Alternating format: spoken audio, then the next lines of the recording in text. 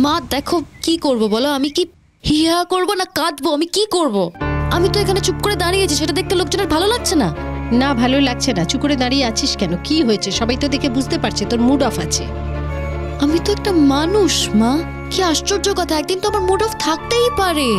আমি তো লোক দেখানোর জন্য হাসি খুশি থাকতে পারবো না সারাক্ষণ। লোকের সামনে থাকলে লোক দেখানোর জন্যই হাসি খুশি থাকতে হয়, আর না থাকার কি কারণ আছে? কি এমন ঘটেছে যে তুই দাদার বিয়েতে আনন্দ করতে পারছিস না? তুমি তোমার ছেলের বিয়েতে আনন্দ করতে পারছো? আমার ব্যাপার আলাদা তো, তা আমার ছেলের সঙ্গে আমার একটা মতবিরোধ আছে, তার সঙ্গে আমার মনোমালিন্য আছে, আমি আমার দায়িত্ব করছি। কিন্তু তোর কি আছে যে তুই দাদার বিয়েতে আনন্দ করতে পারছিস না? মা মা এটা নিয়ে না আমাকে প্লিজ ন্যাক করো না, আমার সত্যি ভালো লাগছে না।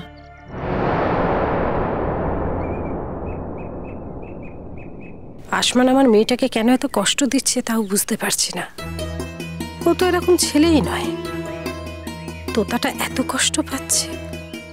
মেয়েটা বাইরে থেকে যতই শক্ত দেখাক নিজেকে, ভেতর ভেতর খুব নরম।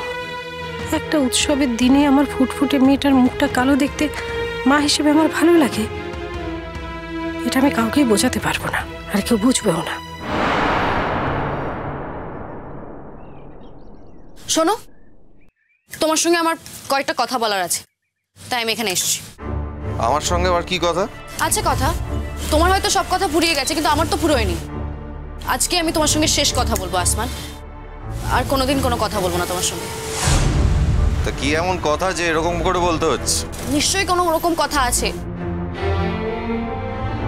বলে ফেলো।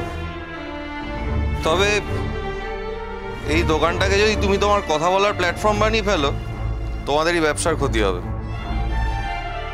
আমাদের দোকানের কি ক্ষতি হবে কি হবে না সেটা আমরাই বুঝে নেবো। আর তাছাড়া তুমি তো আমাকে অ্যাভয়েড করছো, তাই জন্য আমাকে এটাই প্ল্যাটফর্ম বানাতে হচ্ছে তোমার সাথে কথা বলার জন্য। তোমাকে হঠাৎ আমি অ্যাভয়েড করতে যাবো কেন? তোমাকেও তো ইম্পর্টেন্সই দিই না যে তোমাকে অ্যাভয়েড করতে হবে। সে তো বুঝতেই পেরেছি, তবে একদিন তো দিয়েছিলে। সেটা তোমার ভুল ধারণা। একদম মিথ্যে কথা বলবে না তুমি আমাকে। Don't lie to me. তুমি তুমি না প্রমাণ করে দিচ্ছ যে তুমি একটা জঘন্য টাইপের ছেলে। সেটা যখন বুঝেই গেছো তাহলে তোমারই সরে যাওয়া উচিত। হঠাৎ এখন কষ্ট পাচ্ছ কেন? তাহলে তুমি বুঝতে পেরেছিলে যে আমি এগিয়েছিলাম, সেই জন্যই তো আমাকে সরে আসতে হলো। আর তুমি এগোওনি না, তুমি আবার মিথ্যে কথা বলছো। কিন্তু আমি কোনো মিথ্যে কথা বলছি না তোতা। দেখো, তুমি আমার থেকে অনেক বেটার ছেলে পেয়ে যাবে। শুধু শুধু আমার মতো একটা ছেলের জন্য। আচ্ছা শোনো, আমি কাকে পাবো আর কাকে পাবো না সেটা নিয়ে আমি তোমার সাথে কথা বলতে এখানে আসিনি। তুমি আমাকে বলো, তুমি আমাকে ঠকালে কেন? আমি তোমাকে ঠকিয়েছি? অবশ্যই ঠকিয়েছো। আমি তো এমনি এমনি এগোইনি, আমি এগিয়েছি কারণ তুমিও এগিয়েছিলে। তাই বুঝি? হয়তো আমি আগে এগিয়েছিলাম, কিন্তু তুমি বলো, তুমি আমার এগোনোতে সায় দাওনি। আমার দিকে তাকিয়ে কথা বলো, আমার দিকে তাকাও, লুক এট মি, বলো। তোতা, আমার জীবনে একজন আছে, আমার ফিয়ন্সে। আমি তাকে কি বলবো? হ্যাঁ, তোমার ফিয়ন্সে? তোমার একজন ফিয়ন্সে আছে? তুমি এটা আমাকে আগে বলনি কেন? বলা হয়নি। বলা হয়নি? তুমি এত, তাহলে তুমি আমার সাথে ক্যাজুয়ালি ফ্লার্ট করছিলে, তাই তো? কোনো রকম ভাবেই আমি তোমার সঙ্গে ফ্লার্ট করি। তুমি যে আমার এগোনোতে সাড়া দিয়েছিলে, আমার ডাকে সাড়া দিয়েছিলে, ওটা তো ফ্লার্ট করাই, বলো?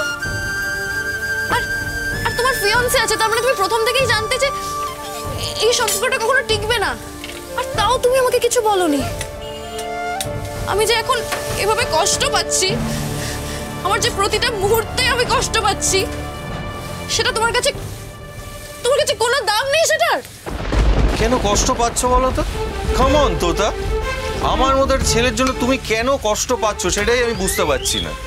হ্যাঁ, তোমার একটা দীর্ঘদিনের সম্পর্ক ছিল একটা ছেলের সঙ্গে, বিয়েও ঠিক হয়েছিল, সেটা ভেঙে গেছে কারণ একটা দুর্ঘটনা ঘটেছিল। ছেলেটা সেটা অ্যাকসেপ্ট করতে পারে। সেই দুর্ঘটনাটা কার জন্য ঘটেছিল? তোমার জন্য। ইউ ওয়ার রেসপন্সিবল ফর ইট।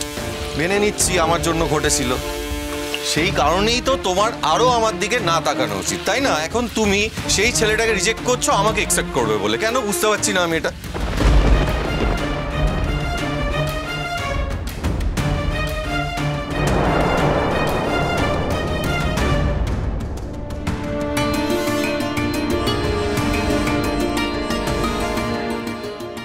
তা দেখো তোতা, ভালো করে ভেবে দেখো, আমি যেটা বলেছি একেবারে ভুল বলিনি কিন্তু কিছু।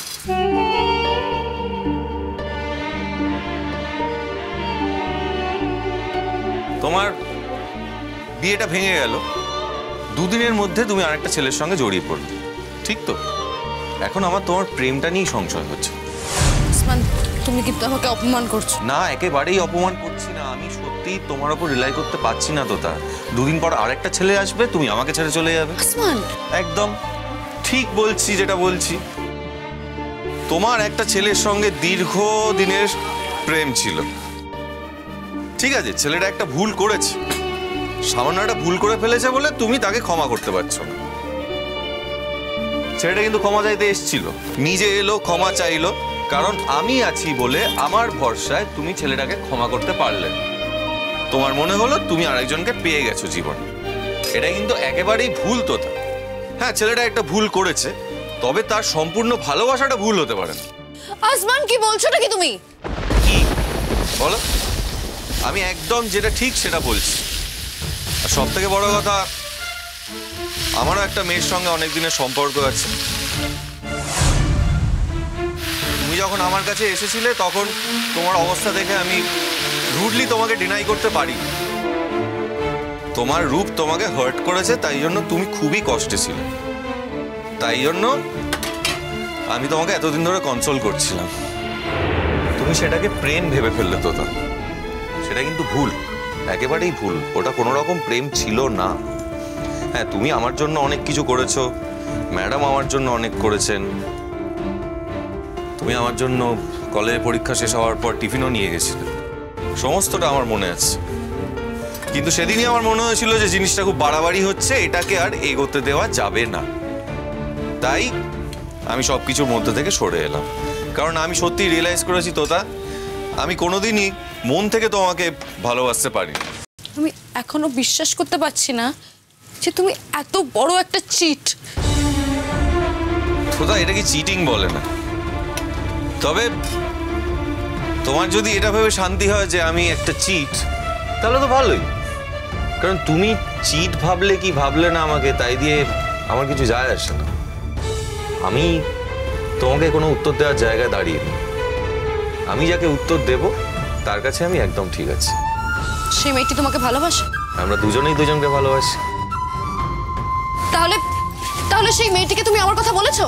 অফকোর্স বলেছি, তার কাছে আমি কিচ্ছু লুকোই না। ইনফ্যাক্ট সেই আমাকে সাজেস্ট করেছে তোমাকে যেন এসে বলে দিই যে আমি এঙ্গেজ। তুমি আমার কাছে যা যা চাইছো সেটা তোমাকে দেয়া পসিবল নয় আমার পক্ষে। এবং এটাও জানেও, এই যে তুমি আমাকে বলছো যে আমি তোমার ডাকে সাড়া দিয়েছি, সেটাও আমি ওকে বলেছি। আসলে তোতা, এটাকে না ঠিক ডাকে সাড়া দেওয়া বলে না, বুঝলে তো? আমি কয়েকদিন সিম্প্যাথেটিক হয়ে তোমার পাশে ছিলাম। Shut up! তুমি না একটা বাজে ছেলে। তুমি you are a cheat, you have cheated me. আস্তে আস্তে, এটা একটা হোটেল, তোমাদেরই হোটেল। লোকজন আসছে, হোটেলের বদনাম হয়ে গেলে তোমাদেরই ক্ষতি। চেঁচিও না। তাছাড়া তোমার দাদার বিয়ে, তোমার এখানে চলে আসাটা একেবারেই উচিত হয়নি তোতা। লোকজন দেখলে কি বলবে? হ্যাঁ, যে তুমি এখানে এসে আমার সঙ্গে হোটেলে গল্প করছো, বাড়িতে তোমার দাদার বিয়ে হচ্ছে। তাও যদি মানতাম আমাদের একটা সম্পর্ক আছে। জাস্ট গো টু হেল।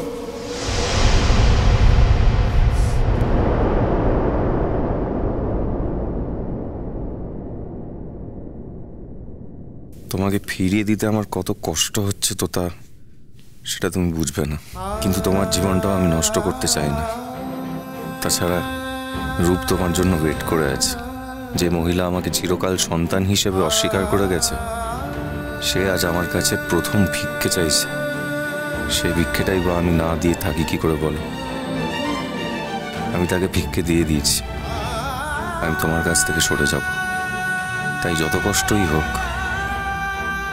আমাকে তোমার কাছ থেকে সরে যেতেই হবে তোতা। আমার কোনো উপায় নেই। শুধু আমার মন জানবে, একটি মেয়েকে আমি আমার মনের সবটা দিয়ে দিয়েছিলাম, আমার হৃদয়টা দিয়ে দিয়েছিলাম। আমার নিজের বলতে আর কিচ্ছু নেই তোতা। জল থই থই জল থই থই ভালোবাসা।